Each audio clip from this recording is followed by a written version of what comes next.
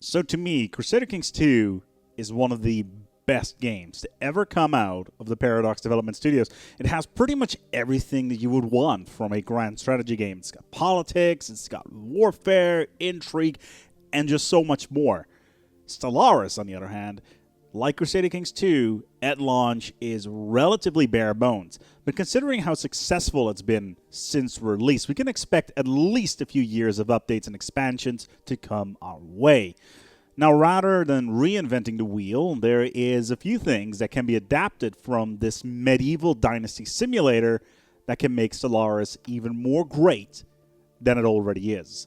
As a general disclaimer, I'm not a game designer, and some of these may not be nearly as cool as they sound in my head, so bear with me on this one. These are 5 mechanics from Crusader Kings 2 that could be great in Stellaris.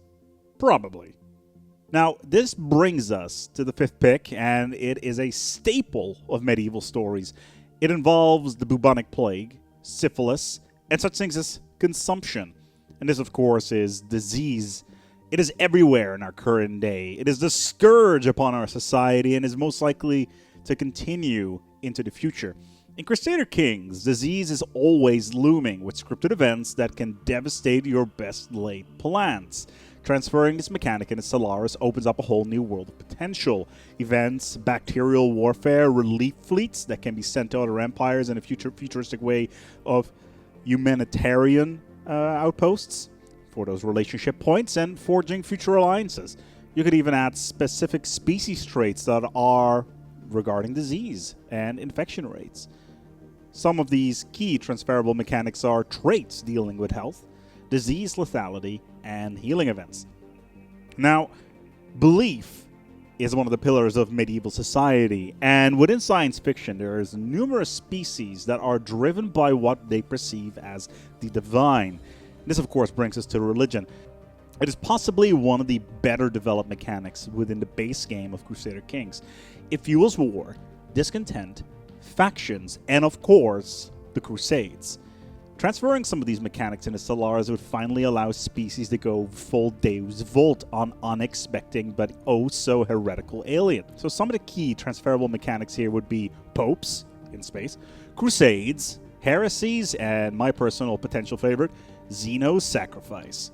Getting married, getting a good job, conquering those alien cats next door for those sweet, sweet Gaia worlds. Ambitions and focus are something we set for ourselves in life, but can also be used in grand strategy games like Stellaris. However, there is severe lack of ambitions in the game aside from coloring the map in your own color of choice. Crusader Kings 2 deals with this by having the ability to set ambitions that give you intermediary goals. The Way of Life, for instance, takes the next step and adds the focus system, which allows you to specialize even more through a slew of events and choices.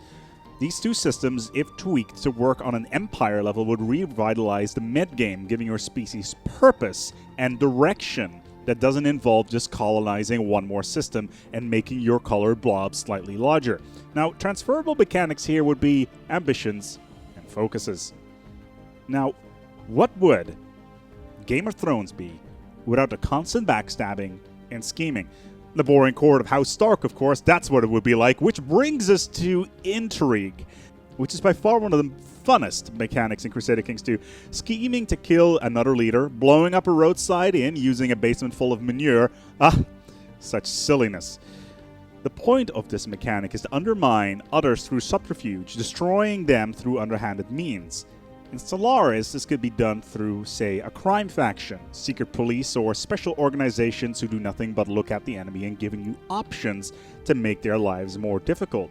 So some transferable mechanics here would be scheming, plotting, and using Littlefinger-style tactics to come out on top. Federation and alliance politics in the vanilla game are very lacking and don't give you much to work with other than a meat shield against would-be invaders. Now, Crusader Kings 2 has a mechanic which was introduced in what can arguably be called one of the best expansions in the game, the Republic.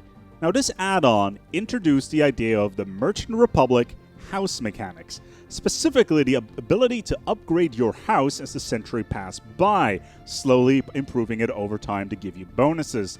Adapting this to Federation mechanics would flesh it out by a significant margin.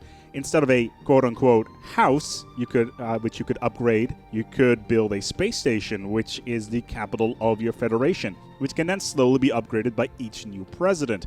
How would this president be elected? By a democratic campaign of buying votes based on the relative strength of your ruler. Now, this would add something to strive for, building something with your partners, a place to defend and build your stories around. This is by far one of my favorite mechanics in Crusader Kings 2, and from a mechanical point, could reinvigorate the federations within Stellaris. Now, the key transferable mechanics here are elections and long-term building of a single structure. So are there many mechanics from Crusader Kings 2 that you think would work great in Stellaris? So join the discussion below by dropping a comment on this video. In the meantime, be sure to subscribe, and until next time, take good care of yourselves and each other.